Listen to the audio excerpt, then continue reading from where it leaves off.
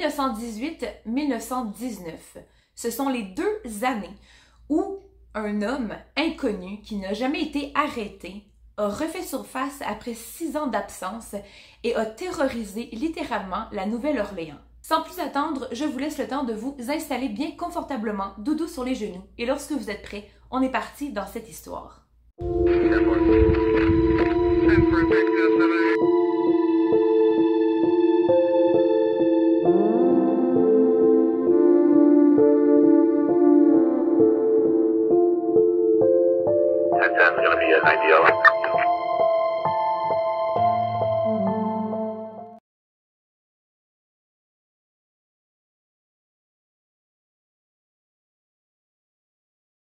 Un peu après minuit, le 23 mai 1918, au 4901 Magnolia Street, Jake et Andrew vont découvrir leur frère Joseph Maggio ainsi que sa femme Catherine baignant dans leur propre sang. Ils étaient dans leur lit lorsqu'un homme apparemment est entré pour égorger le couple avec un rasoir, puis pour les achever par la suite avec ce qui semblait être une hache. En effet, la hache a été laissée sur les lieux du crime. On a également retrouvé des vêtements ensanglantés, soit apparemment ceux du tueur. Andrew et Jake vont immédiatement contacter les services de police lorsqu'ils vont découvrir le corps de leur frère et de leur belle-sœur. Les enquêteurs vont arriver sur les lieux du crime et vont commencer à fouiller la maison. C'est là qu'ils vont découvrir la hache, les vêtements, mais aussi ils vont découvrir que l'homme, le tueur, l'agresseur, n'a absolument rien volé. L'argent, les bijoux, tout a été laissé sur les lieux, dans la maison. Ce n'est que quelques jours plus tard que le rasoir va être découvert sur le terrain d'un voisin qui va immédiatement l'emmener au service de police. Lorsque Jake et Andrew vont être mis au courant qu'une arme a été découverte, Andrew va arriver au poste de police et va en fait dire que le rasoir est le sien. En effet, Andrew était barbier et quelques jours avant, soit 2 jours avant l'attaque, soit les meurtres, le 21 mai, eh bien, Andrew avait ramené le rasoir à son domicile qui était justement à côté de celui de Joseph et de Catherine pour pouvoir l'aiguiser. Mais, soit le 21 mai, ce rasoir-là a complètement disparu. Andrew va par ailleurs être suspecté du meurtre de son propre frère et de sa belle-sœur et il va être emmené au poste de police pour interrogatoire. Malheureusement, sans plus de preuves, eh bien Andrew va être libéré et on va essayer de se tourner vers un autre suspect. Par ailleurs, les enquêteurs vont aussi découvrir une note, sans doute laissée par le tueur, qui disait « Madame Joseph Maggio siégera ce soir. Il suffit d'écrire Madame Toney ». Ce mot n'a jamais pu être décrypté. On ne sait pas qui est Madame Toney. Peut-être était-ce Catherine Toney avant qu'elle prenne le nom de son mari, mais encore une fois, ce n'était pas mentionné dans mes recherches. Il faudra attendre 1 mois plus tard, soit le 27 juin 1918, avant que le tueur à la hache refasse surface. En effet, c'est vers 7 h du matin lorsqu'un boulanger faisait sa routine matinale, donc il allait porter du pain chez des clients, lorsqu'il arriva tout près du domicile de Louis Bessemer ainsi que Harriet Lowy. Il vit que la porte était entrouverte. Donc, le boulanger va frapper à la porte, mais sans réponse, il va décider d'y entrer. Et c'est à ce moment-là qu'il va découvrir le corps de Louis ainsi que d'Harriet dans leur lit, ensanglantés complètement dans un bain de sang. Il va appeler immédiatement lui aussi les services de police. Ceux-ci vont arriver. Ils vont fouiller la maison encore une fois et étrangement, ça ressemble beaucoup à ce qui s'est passé il y a exactement 1 mois. La hache a été laissée dans la salle de bain, bien à la vue de tous, et encore une fois, il n'y a rien qui a été volé. Par contre, cette fois-ci, au lieu d'avoir laissé les vêtements, eh bien, on voit pas du tout subtilement que le tueur est entré par la porte arrière et a fait un trou dans, je pense que c'est le moustiquaire, et il a fait un trou avec des ciseaux à bois, et c'est par là qu'il serait rentré. Cette fois-ci, contrairement à la première attaque, Louis et Harriet vont s'en sortir. Malgré qu'ils aient été attaqués à la tête très sauvagement, qu'ils aient eu beaucoup de contusions, Harriet va être en mesure de décrire son agresseur comme étant très grand, avec la peau sombre, ainsi que tout habillé de noir. C'est par contre la seule description qu'elle va pouvoir donner. Et par la suite, on sait que Harriet a été paralysée la moitié du visage suite aux contusions crâniennes qu'elle a subies pendant l'attaque. Et quelques semaines plus tard, elle va mourir suite d'une opération qui s'est mal terminée. C'est une opération due au choc qu'elle avait eu. Mais avant de mourir, donc avant d'être sur son lit de mort après l'opération, eh bien, elle va changer sa version des faits pour accuser Louis Bessumer d'être l'homme qui l'aurait attaqué. Là, ben, Louis va être formellement accusé de meurtre. Il va y avoir un procès. Puis, les jurys vont prendre seulement 10 minutes pour délibérer et l'innocenter tout simplement parce que ça aurait été quasiment même impossible pour un homme, pour une personne, d'être capable de s'auto-infliger les blessures que Louis Bessumer avait.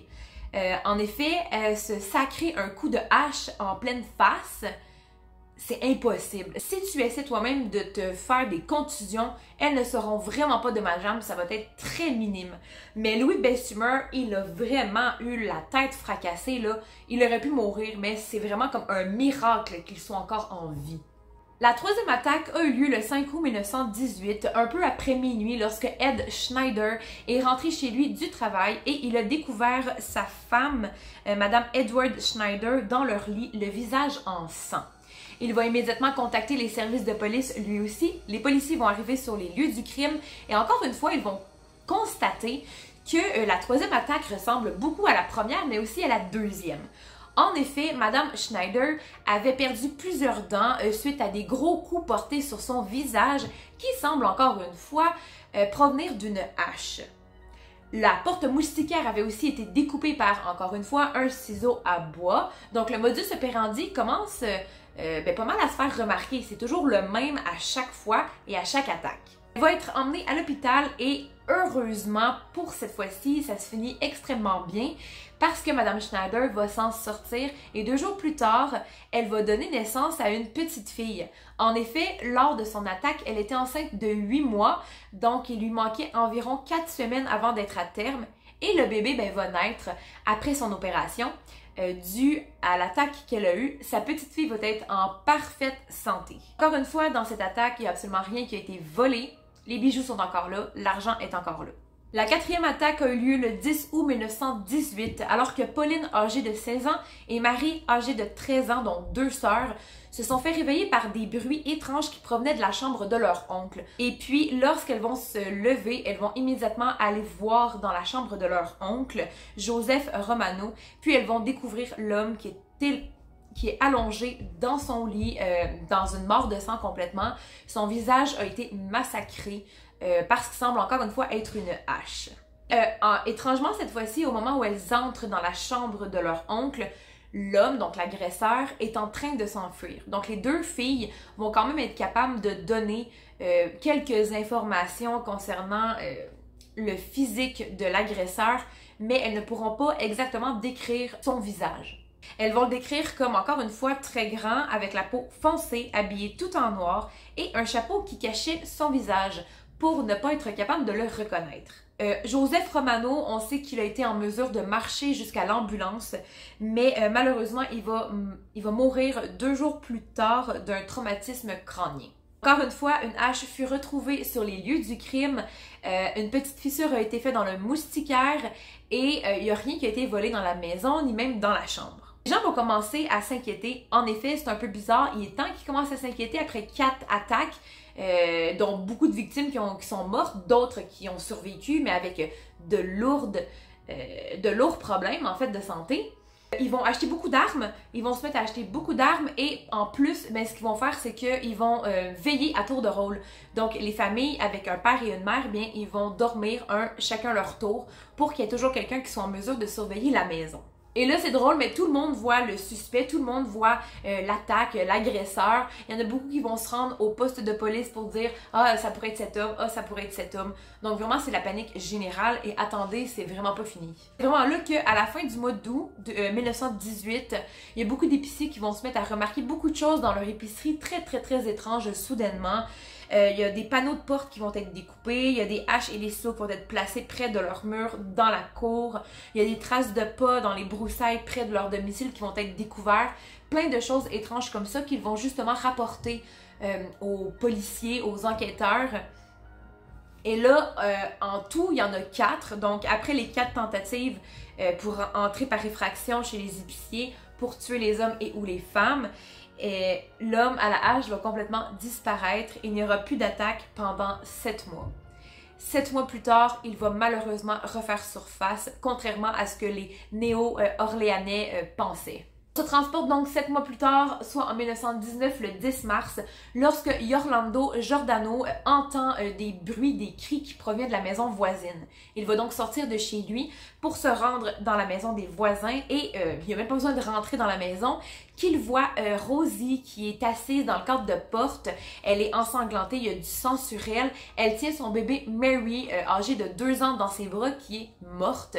Ainsi que derrière Rosie, il y a son mari Charles qui est couché sur le sol. On ne sait pas s'il est encore en vie, mais il y a beaucoup de sang dans la maison, dans le cadre de porte.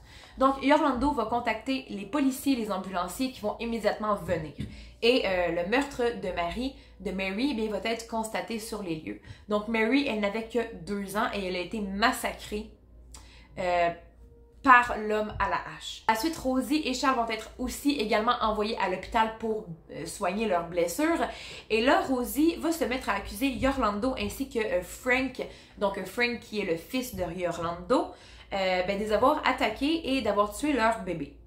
Donc, les 2 hommes vont être accusés formellement de meurtre et il va y avoir un procès. Par chance, le jury va constater que ça aurait été impossible pour un homme de 76 ans de faire autant de dégâts que ça. Bon, il n'était pas tant en forme, il était vieux, c'était pas quelqu'un qui faisait du sport à tous les jours.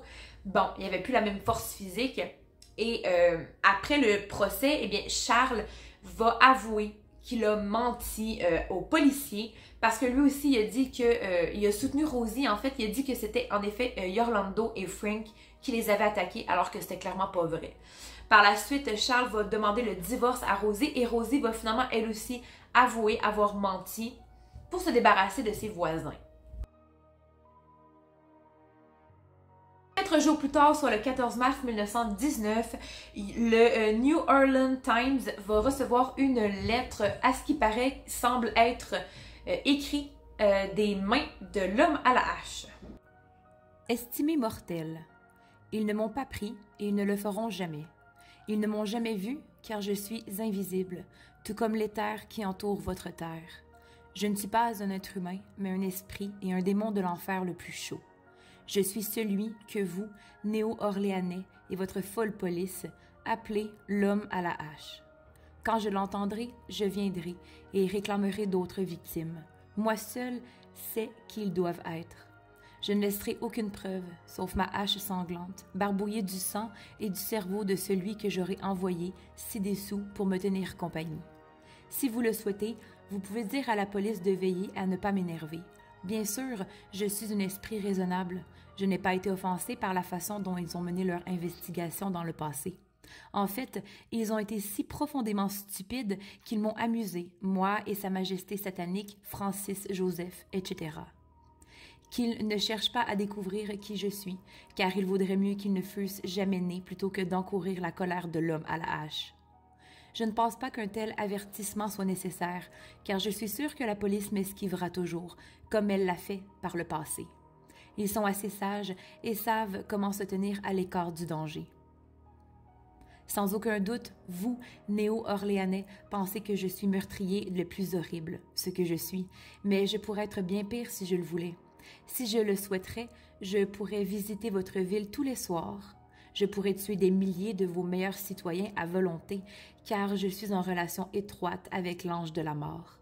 Maintenant, pour être exact, à minuit 15, temps terrestre, mardi soir prochain, je vais passer à la Nouvelle-Orléans. Dans mon infinie miséricorde, je vais vous faire une petite proposition, à vous les gens. La voici. Je suis très friand de musique de jazz, et je jure par tous les diables des régions basses que chaque personne chez qui se trouvera un groupe de jazz en train de jouer au moment que je viens de mentionner sera épargné. Si tout le monde a un groupe de jazz, bien, alors tant mieux pour vous les gens. Une chose est sûre, c'est que certains d'entre vous qui n'écouteront pas de jazz mardi soir, s'il y en a un, goûteront de la hache. Eh bien, comme j'ai froid et que je me languis de la chaleur de mon Tartare natal, il est temps que je quitte votre maison terrestre et que j'arrête mon discours. En espérant que vous vouliez bien publier cela, ce qui pourrait vous convenir, j'ai été, je suis et je serai le pire esprit qui ait jamais existé, que ce soit dans la réalité ou dans le royaume de la fantaisie. Signé, l'homme à la hache. Suite à la lettre, les néo-orléanais vont être vraiment sous le choc. Il y en a beaucoup qui vont en rire, il y en a beaucoup d'autres qui en riront pas. Certains vont même décider d'écrire au New Orleans Times, justement de défier l'homme à la hache. Donc là, on se transporte le 19 mars, soit le mardi suivant la lettre. Les habitants de la Nouvelle-Orléans vont faire la fête comme si leur vie en dépendait. Eh bien, c'était exactement le cas. Leur vie dépendait de cette fête-là. Il y a beaucoup de maisons qui vont engager des bands de jazz justement pour venir jouer à leur domicile. Il y en a beaucoup qui vont se rendre dans des concerts qui sont organisés justement par la ville. Même qui vont se rendre dans des clubs de jazz. Il y a beaucoup de gens qui vont faire la fête dans les rues. Ça va être la fête justement pour ne pas énerver l'homme à la hache. Puis ce soir-là, il n'y aura aucune attaque et aucun meurtre qui va se produire. Et ça semble être une très bonne nouvelle puisque l'homme à la hache va encore une fois disparaître et on pense qu'il est disparu pour de bon. Malheureusement, 5 mois plus tard, il y a une autre agression qui va s'en suivre. L'homme à la hache va faire 3 autres agressions après la lettre pour finalement finir par disparaître pour de bon. À partir de là, on n'a plus aucune nouvelle de l'homme à la hache. Il est apparu comme il est disparu aussi subitement qu'un fantôme. On n'a jamais eu de ses nouvelles et on n'a jamais pu découvrir qui c'était. Un peu avant la lettre, il y a John D'Antonio, un détective italien à la retraite, qui avait fait une déclaration publique. Ça, c'était après l'attaque du 10 août 1918. Il avait déclaré publiquement que les attaques étaient étrangement similaires à celles des années 1910 et 1911. Donc à partir de là, on peut constater que l'homme à la hache avait déjà attaqué, était disparu pendant plusieurs années et était revenu en 1918 et 1919 pour encore une fois redisparaître complètement. En 1910-1911, le tueur n'a jamais justement été arrêté, il n'y avait aucune preuve, il n'y avait absolument rien contre personne. Et à ce qu'il paraît, selon le détective, l'homme tuait sans motif. La théorie numéro 1 serait celle du meurtre avec motif sexuel. Donc l'homme à la hache serait un sadique, un pervers sexuel. Or, il n'y a aucune preuve d'agression sexuelle qui a été retrouvée sur les cadavres. Les vêtements n'étaient pas déchirés, les vêtements n'étaient pas non plus retirés des cadavres et la plupart des victimes étaient des hommes. On n'a pas non plus trouvé d'ADN et encore moins de sperme sur les cadavres ou encore sur les scènes de crime. Théorie numéro 2 serait celle du tueur à gages. Un tueur à gages qui assassine avec une hache et qui, par ailleurs, envoie des lettres à la presse, un peu étrange parce que le but d'un tueur à gages, c'est justement de ne jamais se faire repérer et ne pas attirer l'attention sur lui, justement. Alors, la théorie numéro 3 serait celle de la mafia, donc la mafia italienne qui serait contre les épiciers italiens. Ça aussi, ça a été mentionné plusieurs fois. Mais encore une fois, la mafia qui tue avec une hache, un seul homme, de plus la nuit, c'est un peu bizarre, puis je trouve ça un petit peu bof. Donc, et la quatrième théorie serait celle du fou rempli de violence qui tenait à assouvir des fantasmes sadiques, sexuels et psychotiques. Selon moi, le tueur était très loin d'être fou, il était méticuleux, il était organisé et très intelligent, il savait ce qu'il faisait. Selon moi, ses victimes étaient clairement choisies d'avance. Si on retourne à la première attaque qui a eu lieu, le rasoir a disparu 2 jours avant la première attaque. Donc, le tueur, clairement, il espionnait ses victimes, il choisissait ses victimes et il savait quand elles étaient chez elles, quand elles étaient à l'épicerie, partout où elles étaient. Le rasoir est disparu 2 jours avant, donc il savait que Andrew était le frère de Joseph. En plus de ça, les témoignages des victimes ou des passants dans les rues racontent avoir vu un homme à la peau foncée, très grand, ce qui ne concorde pas du tout avec les panneaux qui avaient été découpés dans les portes arrière des maisons. Donc selon moi, le tueur faisait semblant d'entrer par effraction, donc découpait des panneaux de moustiquaires pour par la suite entrer par une autre fenêtre qui était ouverte ou encore la porte qui n'était pas barrée. Là, on dit beaucoup que le tueur à la hache n'avait pas de force parce qu'il y a beaucoup de victimes qui sont restées vivantes. On se demande, pour commencer avec une hache, tu réussis à ne pas tuer des gens. Eh bien, je pense pas que le motif était tant de les tuer.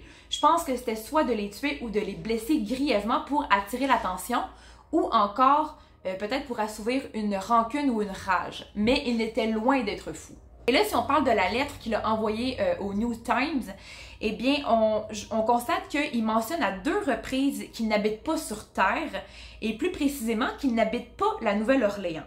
Je pense vraiment que cette lettre-là pourrait être fausse parce que vraiment, si c'était le tueur qui avait écrit cette lettre-là, il n'aurait pas eu besoin de mentionner à 2 reprises qu'il n'habitait pas la Nouvelle-Orléans. Quand tu essaies de convaincre quelqu'un, tu vas mentionner à plusieurs reprises la même chose pour justement le convaincre. Et c'est exactement ce qui arrive dans la lettre. Et là, encore une fois, il y a 2 théories qui vont sortir de cette lettre-là, soit qu'elle est fausse ou soit qu'elle est vraie. Si elle est fausse, le tueur mentionne à 2 reprises qu'il ne vit pas à la Nouvelle-Orléans, à moins qu'ils veulent justement convaincre la population qui habite pas là pour que les enquêteurs cherchent ailleurs. En plus, la lettre ne mentionne aucun détail des meurtres, encore moins de 1910 et 1911, ou encore moins des meurtres et des attaques qu'il y a eu en 1918 et 1919. Il n'y a rien qui est mentionné, donc c'est un petit peu bizarre. Normalement, lorsqu'on reçoit des lettres des vrais tueurs, et ça on l'a vu dans beaucoup d'affaires, eh bien, il va mentionner des choses qui ne sont pas dites à la presse ou pas encore mentionnées à la télé. Et si elle est vraie, elle peut être vraie, les motifs du pourquoi elle serait vraie, ce serait la tournure des phrases ainsi que le vocabulaire qui concorderait avec la personnalité du tueur. En effet, j'ai trouvé que la tournure des phrases et le vocabulaire étaient vraiment très bien écrits. Il n'y a pas de faute d'orthographe, vraiment ça paraît comme la personnalité parce que la personnalité du tueur, il est très méticuleux, il est très intelligent, il est vraiment très organisé. C'est pas quelqu'un de fou, c'est en plus de laisser l'arme du crime sur les lieux du crime avec des vêtements ensanglantés de ses victimes. On voit qu'il avait beaucoup confiance en lui et qu'il jouait, il s'amusait avec la police. Mais avant la confiance vint l'hésitation. On sait qu'en 1910 et 1911, les séries de meurtres et d'attaques semblables qui ont eu lieu à la Nouvelle-Orléans, le tueur semblait hésiter lors des attaques parce que il y a beaucoup de meurtres qui s'est passé dont les blessures au crâne n'étaient pas droites. On voit que dans les gestes que le tueur a fait, il semble beaucoup hésiter. Donc, 1910-1911, c'était vraiment les premières attaques. Le tueur va souvent arrêter pendant quelques temps, ça peut être plusieurs mois, plusieurs années, après la première série d'attaques, pour justement réfléchir au plan d'action qu'il va avoir, pour essayer d'élaborer les futures attaques ou les futurs meurtres qui vont se passer. Pour justement que lorsque ces attaques-là arrivent, eh bien, par la suite, il soit rassasié de ses fantasmes sadiques, sexuels ou autres. Donc, c'est sûr que 6 ans, c'est quand même beaucoup. Peut-être qu'il a fait d'autres attaques ailleurs et on sait qu'entre 1911 et 1918, les corps de service de police des États-Unis ou autres ne se parlaient pas nécessairement. Il n'y avait pas de base de données avec l'ADN des tueurs pour dire « Ah, ben voyons, il y a eu une attaque à New York et c'est exactement la même ADN. » Non, pas du tout. Donc, on prétend que le tueur a arrêté pendant 6 ans, mais ça ne veut pas dire qu'il a arrêté pendant 6 ans. Par contre, on peut vraiment constater qu'il a sûrement arrêté pour justement élaborer la scène, élaborer tout ce qui va se passer pendant l'attaque pour être rassasié par la suite. Et là, si on parle de toutes les victimes du tueur à la hache, elles étaient presque tous pareilles, donc c'était tous des épiciers, ils étaient tous d'origine italienne. Ça pouvait être des hommes, ça pouvait être des femmes, mais je pense vraiment que les femmes ont été assassinées ou attaquées seulement parce qu'elles étaient là. Je pense vraiment que les victimes fixes du tueur à la hache, c'était des hommes, des épiciers. Pourquoi? Ça, on ne le sait pas. On connaît absolument rien du tueur à la hache, on connaît pas son enfance, mais on pourrait élaborer pendant très longtemps. Donc, c'est tout pour moi. Dites-moi ce que vous pensez en commentaire. Je vous souhaite une bonne semaine et on se retrouve pour un prochain sujet. Mais d'ici là, prenez soin de vous.